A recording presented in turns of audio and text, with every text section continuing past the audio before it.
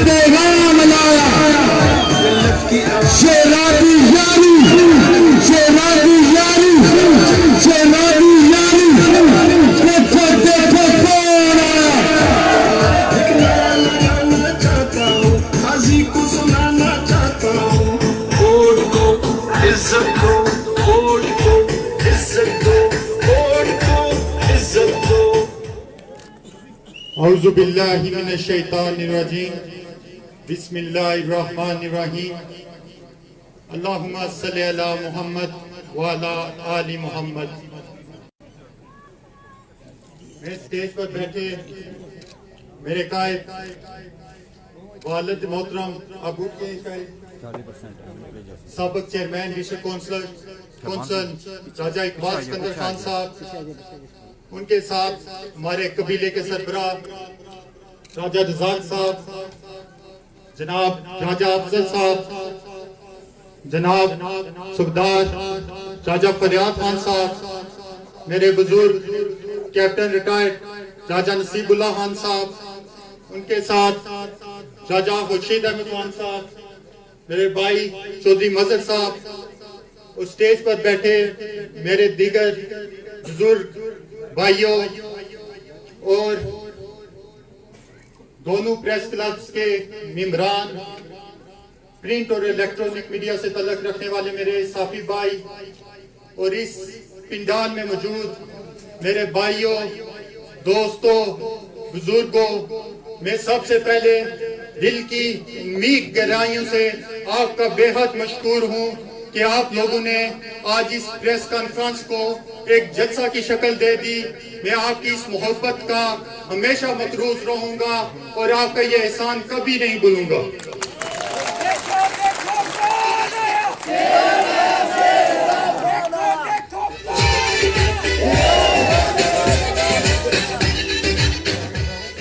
मेरे बुजुर्ग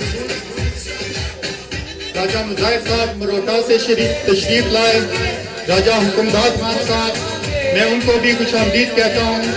मेरा दिल तो कर रहा है मैं यहाँ से स्टार्ट लूँ और वो छत पे आदमी बन रहा है उनका भी नाम लूँ, लेकिन वक्त बहुत गुजर जाएगा। मैं सबसे पहले राज अकीदत पेश करना चाहता हूँ साबिक वजीर कॉलेजिस जनाब मोहम्मद मतलूब इनकलाबी साहब को, जिनकी अचानक मौत की वजह से न सिर्फ थ्रेटा की बल्कि आजाद कश्मीर की फजा सुगवार हो चुकी है।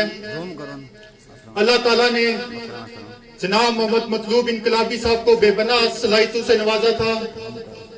हमारा उनसे सियासी अख्लाफ था, उनसे नजरियाती अख्लाफ था, लेकिन वो जब भी मिलते थे बहुत मोहब्बत शफकत से मिलते थे और जो सियासी मशरे वो दिया करते थे वो इंशाल्लाह मैं अपने साथ लेके चलूंगा इस सियासी मैदान में। मैं अल्लाह ताला से दुआ गो हूँ कि अल्लाह ताला मोहम्मद मतलूब इनकलाबी साहब को जन्नतुल फिरदौस में आला अरफा मुकाम अता करे। मेरे भाइयों, जैसा कि आपको मालूम है मेरा तल्लुक एक सियासी और समाजी घराने से है। इस घराने पर, इस खानदान पर अल्लाह रब्बुल ताला ने बेहद करम किया है। हम अल्लाह का जितना भी शुक्र अदा करें वो कम है। मेरे आबा अजदाद और इस घराने ने हमेशा अल्लाह की महलूक की खिदमत की है और हमेशा ये कोशिश रही है कि अल्लाह की मखलूक के काम आए। मैं भी अपने खानदान की, अपने घराने की इस रवायत को और खिदमत हल्क के जज्बे को लेकर आगे बढ़ा हूं। मेरे भाइयों, तकरीबन 1 साल से मैं अपने बुजुर्गों, भाइयों, दोस्तों, नौजवानों और अपने जमाती कारकुनों से मुशावरत में था और उन तमाम की मुशावरत के बाद आज मैं अपने आप को बाज़ाब्ता तौर पर बतौर उम्मीदवार असेंबली पेश करता हूं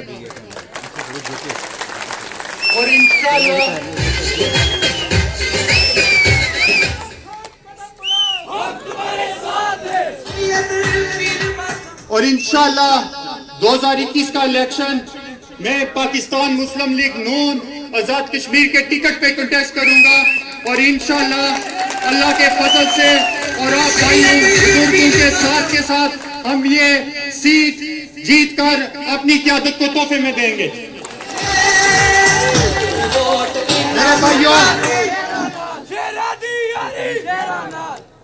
मेरे भाइयों, जब से इस प्रेस कॉन्फ्रेंस का ऐलान हुआ सोशल मीडिया पे, तो हल्के में मुख्तलिफ जगह पे ये चहमगोइयां शुरू हो गई कि मैं इलेक्शन लड़ने का ऐलान किसी को ब्लैकमेल करने के लिए कर रहा हूं, या मैं इलेक्शन लड़ने का ऐलान किसी पे प्रेशर डालने के लिए कर रहा हूं, या मैं इलेक्शन लड़ने का ऐलान अपनी जाती फायदे के लिए कर रहा हूं। लेकिन मैं आज इस स्टेज की विसातत से बताना चाहता हूं, मैं इलेक्शन लड़ने का ऐलान इस फरसुदा निजाम को बेहतर बनाने के लिए कर रहा हूं। मैं इस इलेक्शन लड़ने का ऐलान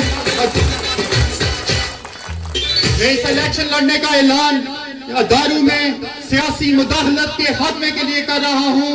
मैं इलेक्शन लड़ने का ऐलान दारू से रिश्वतखोरी करप्शन के खात्मे के लिए कर रहा हूं। मैं इलेक्शन लड़ने का ऐलान तबाहशुदा इंफ्रास्ट्रक्चर की बेहतरी के लिए कर रहा हूं। मैं इलेक्शन लड़ने का ऐलान नौजवानों के रोजगार के लिए कर रहा हूं। मैं इलेक्शन लड़ने का ऐलान कारकुनों की इज्जत के लिए कर रहा हूं। मैं इलेक्शन लड़ने का ऐलान बरादरीज़म के खात्मे के लिए कर रहा हूं। और मैं इलेक्शन लड़ने का ऐलान इस मोरोसी निजाम को दफन करने के लिए कर रहा हूं। देखो देखो कौन आया, मोरा शेर कहलावांगे। देखो कौन आया,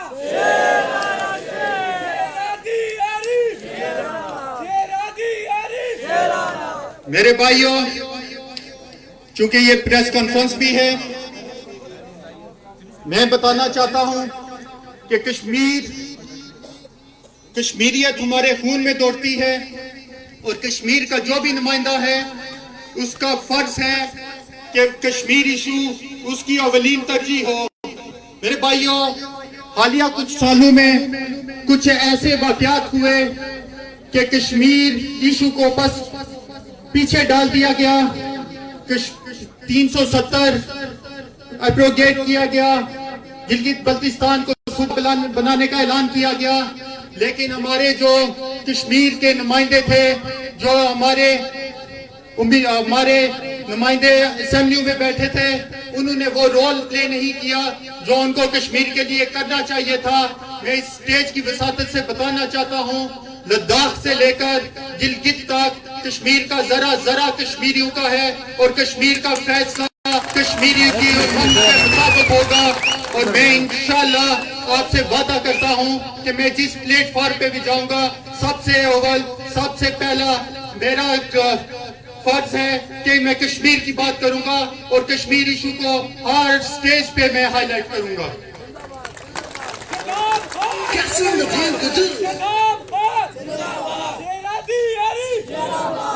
मेरे भाइयों,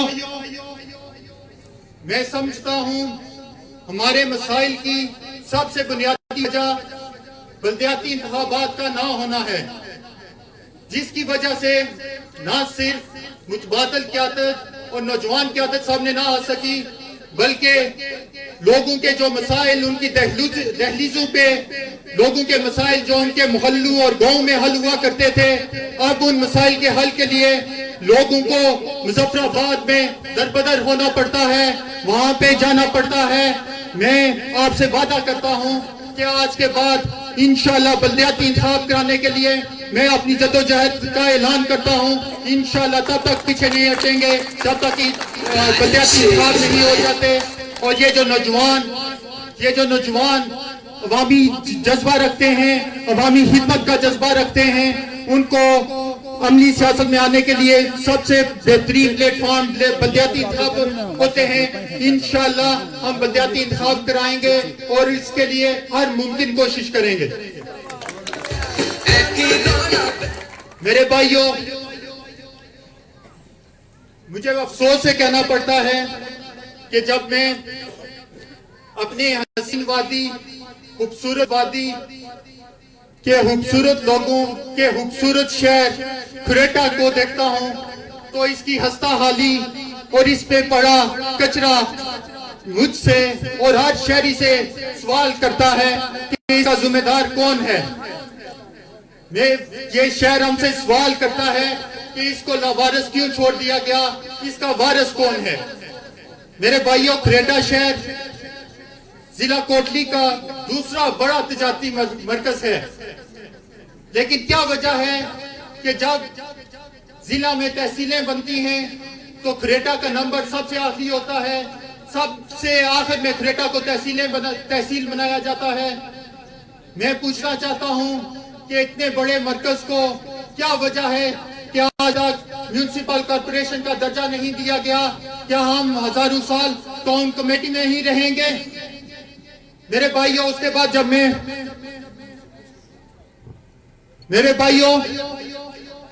जब मैं हालत देखता हूं महकमे सेहत की अपने हल्के में, तो दिल खून के आंसू रोता है। THQ की हालत देखता हूं, वहां पे बुनियादी सेहत की सहूलियात तक मुयसर नहीं। किसी गरीब के बच्चे को अगर दर्द उठता है, वो दर्द से कराता है, तो उसको एक दवाई भी मुयसर नहीं आती। ये कौन इसका जिम्मेदार है? मैं जब देखता हूं अपने LOC पे बसने वाले लोगों को जो कि आए रोज इंडियन शेलिंग से शहीद होते हैं, अपनी जानों का नजराना पेश करते हैं, लेकिन जब उनको अस्पताल लाने की बारी होती है तो उनको जीपों और ट्रालियों में लाया जाता है। ये देखकर हमारे सर शर्म से झुक जाते हैं कि एम्बुलेंस जैसी बुनियादी जरूरियात इस बड़े शहर में हमारे बॉर्डर पे लोगों को मुयस्सर नहीं। इसका जिम्मेदार कौन है? मैं पूछता हूं, जब मैं महकमा तालीम की तरफ देखता हूं, महकमा तालीम को इस सियासी मुदाखलत ने तबाह करके रख दिया है। सियासी पसंद नापसंद की बुनियाद पर तबादला जात किए जाते हैं, अपने पसंद के लोगों को पास के स्टेशन पे लगाया जाता है, अपने सियासी मुखालफिन को दूसरे जिला पे भेज दिया जाता है। हमारे कई काबिल और सीनियर उस्तादा को इस वक्त जिला से बाहर सर्विस करने पर किसने मजबूर किया? कौन है इसका जिम्मेदार? मेरे भाइयों, उसके बाद मुझे अफसोस होता है जब मैं नौजवानों की हालत ज़ात देखता हूं। हमारे नौजवान हाथों में डिग्रियां लिए दरबदर हो रहे हैं। हमारे बहुत से नौजवान मास्टर्स और ग्रेजुएशन की अच्छी डिग्रियां लेकर आज बैरून मुल्क मजदूरी करने पर, नौकरी करने पर मजबूर हैं। कौन है इसका जिम्मेदार? किसकी जिम्मेदारी थी कि उनको ये वाली सहूलियात यहाँ पे खरेटा में मुयस्सर करें?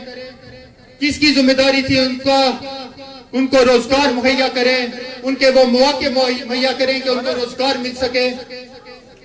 जनाबे वाला, उसके बाद जब मैं अदारों की हालत देखता हूं तो वहां पे मुझे तब्दीली सिर्फ ये नजर आती है कि जब भी कोई हुकूमत चेंज होती है तो अपने पसंद के ऑफिसरान को यहाँ पे तैनात कर दिया जाता है और फिर अपने पसंद के ऑफिसरान से अपनी मर्जी का काम लिया जाता है। मैं पूछता हूं, कौन है इसका जिम्मेदार? मैं आज आपसे वादा करता हूं कि इन मसाइल को आप मेरा साथ देंगे। अल्लाह रब्बुल इज्जत ने अगर फजल किया तो हम सब मिलकर इस बोसीदा निजाम को नालाबान में बहा देंगे।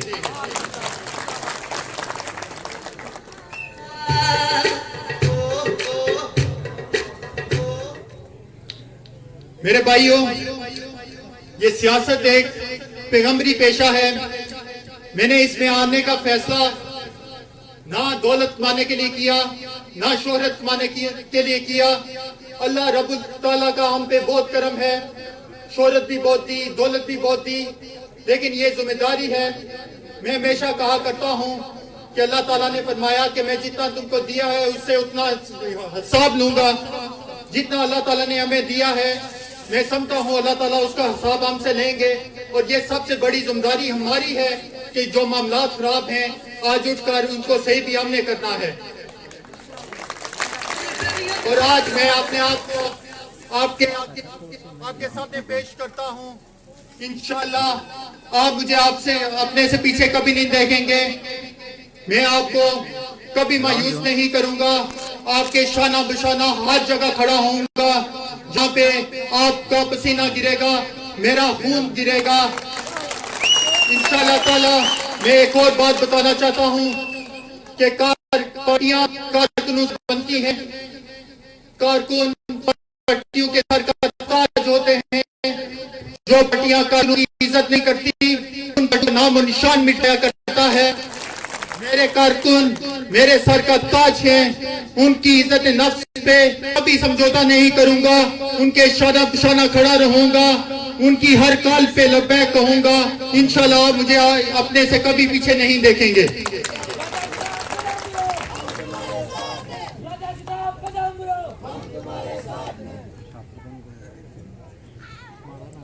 इंशाल्लाह अगर आपका साथ रहा, अल्लाह का फजल रहा, पाकिस्तान मुस्लिम लीग नून का टिकट लेके आएंगे।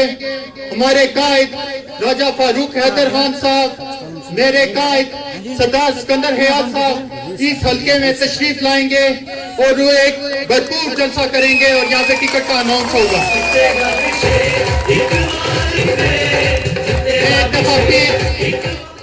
वक्त बहुत हो चुका है। मैं शुक्रिया अदा करता हूँ अपने हल्के के गयूर बहादुर लोगों का, नौजवानों का बिलखुसूस जो बड़ी तादाद में यहाँ पे शरीक हुए। इंशाअल्लाह आपका जो इस्तेहसाल हुआ उसका हम हिसाब लेंगे। मैं शुक्रिया अदा करता हूँ मेरे बुजुर्गों का जो यहाँ पे आज मेरी हौसला अफजाई के लिए तशरीफ लाए। मैं शुक्रिया अदा करता हूँ प्रिंट और इलेक्ट्रॉनिक मीडिया से तलक रखने वाले तमाम सहाफी भाइयों का, मैं हल्के से आए हुए तमाम लोगों का शुक्रिया अदा करता हूँ। अल्लाह आप सबका हामी और नासर हो। वसलाम।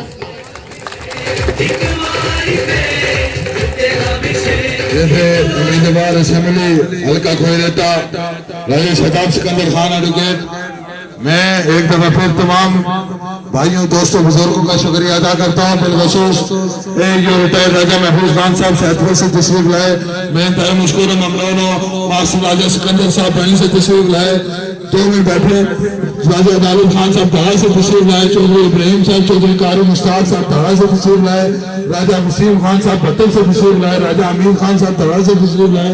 राजा अतीक खान गंडली, राजा जमील खान गंडली ठेकेदार, राजा अर्शद खान इफ्तिखार मुगल साहब, राजा इशफाक खान नंबरदार, राजा अख्तर खान साहब, राजा अतीक साहब, चौधरी जमील साहब, राजा अरुण साहब धारा से, सैयद नजीब हुसैन शाह साहब, काजी मारूफ साहब, राजा आरिफ खान एडवोकेट साहब, राजा सईद एडवोकेट साहब रोडकाला से तशरीफ फरमा हुए। कोटला से राजा परवेज एडवोकेट साहब, राजा नजर एडवोकेट साहब, राजा तिजारा खान एडवोकेट साहब, मास्टर राजा तफैर खान साहब जो खुद हमारे दादा है।